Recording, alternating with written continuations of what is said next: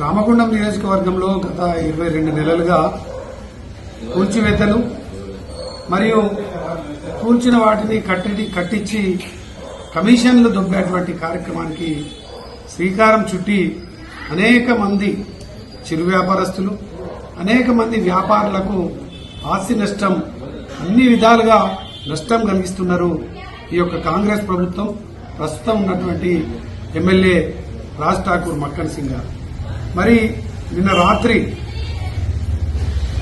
ఆకస్మికంగా ఎవరు ఈ యొక్క గుళ్లను కూలగొట్టినో తెలియదు కానీ దారి మైసమ్మ గుళ్ళు చాలా సెంటిమెంట్గా ఉన్నటువంటి ఈ యొక్క గుళ్ళు ప్రతి ఏటా బస్తీలో ఉన్నటువంటి వాళ్ళందరూ కూడా ఆరోగ్యంగా ఉండాలని మైసమ్మ దేవునికి మైసమ్మ తల్లికి ముఖ్యటువంటి సంస్కృతి ఆనవాయితీ మన ప్రాంతంలో ఉంటుంది.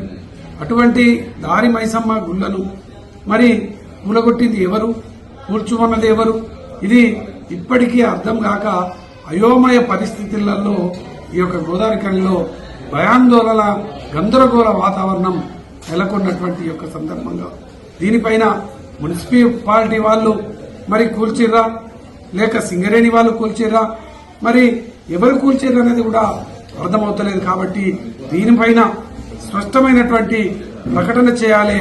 ఆ యొక్క ఏదైతే గుళ్లను కూలగొట్టిందో వాటిని కట్టే విధంగా చర్యలు తీసుకోవాలి.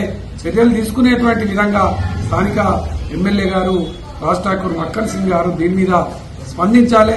వాళ్లకు ఏదైతే బస్తీలలో ఉన్నటువంటి ఒక భక్తి భావంతో ఆ యొక్క దేవుణ్ణి మైసమ్మ తల్లిని మొక్కేటువంటి వాళ్ళందరికీ కూడా భరోసా కల్పించి గుళ్లను పునర్నిర్మాణం చేపించాలని కూడా బీఆర్ఎస్ పార్టీ ఈరోజు డిమాండ్ చేస్తా ఉంది.